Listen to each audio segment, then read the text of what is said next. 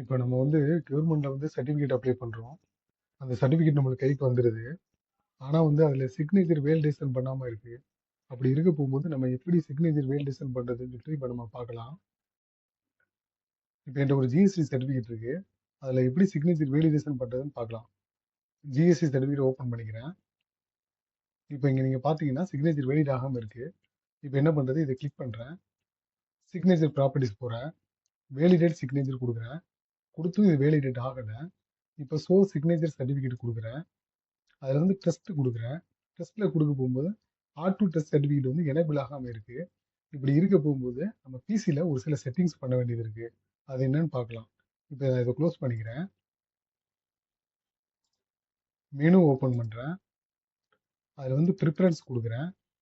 கொடுத்து இதில் வந்து சிக்னேச்சருங்கிற இடத்துல மோருங்கிறத வந்து கிளிக் பண்ணுறேன். இதில் வந்து இந்த நான் என்ன செட்டிங்ஸ் பண்ணுறனோ அதே இது நீங்களும் பண்ணிக்கோங்க. இப்போ verify signature when document is open அதை வந்து நான் வந்து டிக் மார்க் எடுத்து விட்றேன். Use the document specified method அதில் உள்ளது ஆப்ஷனை வந்து டிக் பண்ணுறேன்.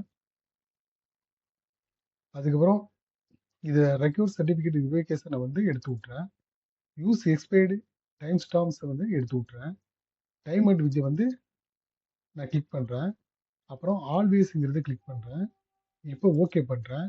இப்போ மறுபடியும் ஓகே பண்ணுறேன். இப்போ வந்து இதை வேலிடேட் பண்ணால் வேலிடேட் ஆகிடுது. இப்போ க்ளோஸ் பண்ணிக்கிறேன். இப்படி தான் வந்து நம்ம வந்து எந்த சர்டிஃபிகேட்டாக இருந்தாலும் வேலிடேஷன் பண்ணணும்.